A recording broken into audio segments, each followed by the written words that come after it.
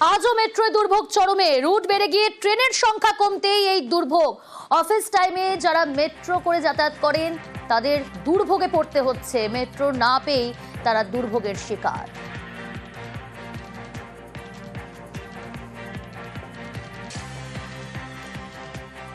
প্রচণ্ড ভিড়। আমি 9:10 থেকে দাঁড়িয়ে আছি।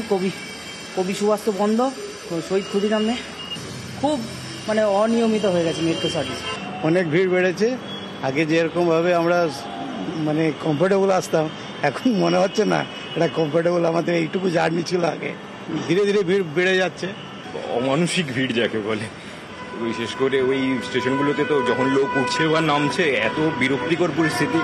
এগুলো অফিস টাইমে আর একটু ভালো পরিষেবা উচিত ছিল। মোটামুটি প্রাণ হাতে নিয়ে আসতে হচ্ছে এরকম অবস্থা। প্রচন্ড কষ্ট, অফিস লেট হয়ে যাচ্ছে, প্রচন্ড ভিড়। ভিড় তুলনামূলক অনেকটাই বেশি। এক্সিলেটারে ওঠার জন্য 5 মিনিট লাইনে দাঁড়াতে হচ্ছে। এটা 5 মিনিট লাইন দিতে হচ্ছে, এতটা ভিড়। আর মেট্রোর হাওড়া থেকে উঠতে গেলে প্রচুর সমস্যা হচ্ছে। সব এক্সিলেটার খোলা নেই, এটা একটা প্রবলেম। বেড়েছে মেট্রো লাইনের সংখ্যা, তবে কমেছে রেলের সংখ্যা, আর তাতেই ভোগান্তি চরমে নিত্যযাত্রীদের। এমনটাই মত রোজকার যাতায়াতকারী যাত্রীদের। মেট্রোয় চড়তে হলে নাকি জীবন হাতে করে চলতে হচ্ছে। শুধু তাই নয়, যে মেট্রো সময় বাঁচানোর কারিগর বলেই যাত্রীদের মত ছিল, তাদেরই একাংশ বলছেন মেট্রোয় চড়তে হলে অফিস ঢুকতে লেট হচ্ছে। শুধু তাই নয়, মেট্রোর টিকিট কাটার লাইন কিংবা বিভিন্ন স্টেশনে মেট্রোর যে চলন্ত সিঁড়ি বা এসকালেটর বন্ধ থাকার কারণে অনেক ক্ষেত্রেই যাতায়াতে অসুবিধা হচ্ছে। এমনকি যারা বয়স্ক নাগরিক রয়েছেন, প্রবীণ নাগরিক রয়েছেন, তাদের ক্ষেত্রে সিঁড়ি ভেঙে যাতায়াত করাটা চূড়ান্ত ভোগান্তির সম্মুখীন হচ্ছেন তারা। ক্যামেরায় বিপুলের সঙ্গে সুস্মিতা, নিউজ 18 বাংলা, কলকাতা। সেন্ট্রাল স্টেশনেও যাত্রী ভোগান্তি। ইয়েলো লাইন চালু হতে ব্লু লাইনে দুর্ভোগ। অফিস টাইমে দেরিতে চলছে মেট্রো। অতিরিক্ত ভিড়ে নাজেহাল যাত্রীরা। পরিষেবা কেমন? ভালো না, একদম বাজে। এই যে জবে থেকে লাইন চালু হয়েছে, দরজা বন্ধ হচ্ছে না। ট্রেন 12 মিনিট 15 মিনিট পরেও আসছে। সবারই খুব প্রবলেম হচ্ছে, প্রচন্ড ভিড়। রেগুলারলি আসছেও না। আজকে যেমন একটা প্রায় 12 থেকে 15 মিনিট পরে এলো। খুবই দুর্ভোগ, লেট হয়ে যাচ্ছে। লেট করছে প্রত্যেক সময় 20 মিনিট পর্যন্ত। 3 দিন থেকে এরকমই চলছে। না করতে 15-20 মিনিট, নাওয়াপাড়া থেকে ওই এয়ারপোর্ট যেটা হয়েছে ওইটা 15 মিনিট এসে দাঁড়াচ্ছে এখানে নাওয়াপাড়াতে, তারপরে ছাড়ছে। নতুন লাইন হওয়ার পর কি বিভ্রান্তি আরো বেড়েছে? আর বেড়েছে, বেশি বেড়ে গেছে। গেট ঠেলে ঢোকা যাচ্ছে না, এরকম একটা পরিস্থিতি। আরো যদি মেট্রোর সংখ্যা বাড়ানো হয় খুব ভালো হয়। এখন মেট্রো সেরকম সেই বনগা লোকালের মতন হয়ে গেছে যে পরিস্থিতি। আজকে যা পরিস্থিতি দেখলাম, পুজোর সময় ভাবাই যাচ্ছে না যে মেট্রোতে করে আসবে বলে। রীতিমতো মেট্রোতে দাঁড়িয়েছে, পিছন দিক থেকে ঠেলছে, তারপর দরজাটা বন্ধ হচ্ছে। 4-5 বার দরজাটা লক হচ্ছে, খুলছে, ওপেন হচ্ছে, ক্লোজ হচ্ছে। নতুন লাইন চালু হওয়ার পর থেকে ভিড়টা এরকম বেড়েছে। আর টাইমে তো মেট্রো আসছে না। যেটা 9:30-এর মেট্রো, প্রথমে দেখালো 32, তারপর হলো 36, তারপর 40। আমরা 42-এরটাতে পেলাম সেম মেট্রো। কোনো কমফোর্টেবল নেই। ওর থেকে বাসে করে আসলে মনে হয় কমফোর্টেবল ফিল করা যায়। তো সময় লাগবে বেশি, কমফোর্টেবল ফিল করা যায়।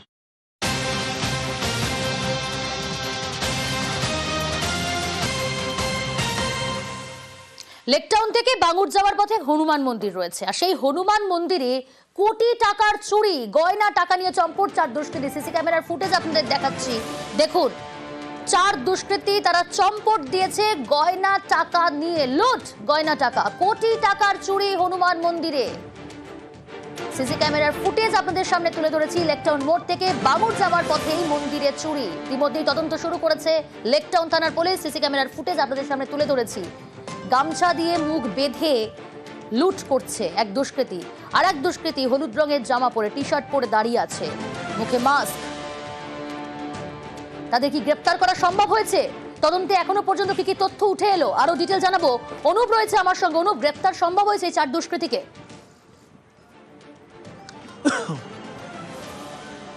দেখো, এখনো পর্যন্ত কাউকে গ্রেপ্তার করা পুলিশের পক্ষে সম্ভব হয়নি। তো ইতিমধ্যে পুলিশের পক্ষ থেকে শনাক্তকরণ প্রক্রিয়ার যে কাজ, সেই কাজ শুরু করা হচ্ছে। গতকাল রাত ঠিক 2টো নাগাদ একেবারে লক্ষ্য করা যায়, একেবারে লেকটাউন যে হনুমান মন্দির, সেই হনুমান মন্দিরে 4 জন দুষ্কৃতী তারা কিন্তু ভিতরে প্রবেশ করে।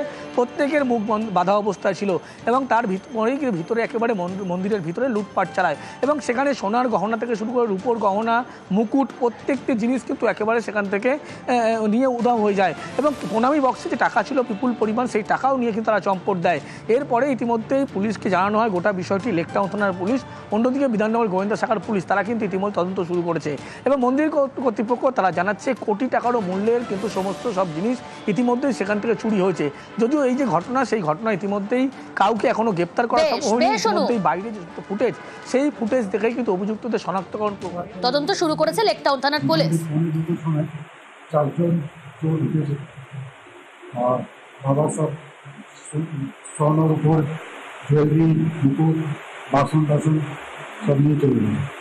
আমরা থানাতে লেকটাউন থানাতে কমপ্লেন করেছি, সব এসছে টিম, ওরা ইনভেস্টিগেশন করছে।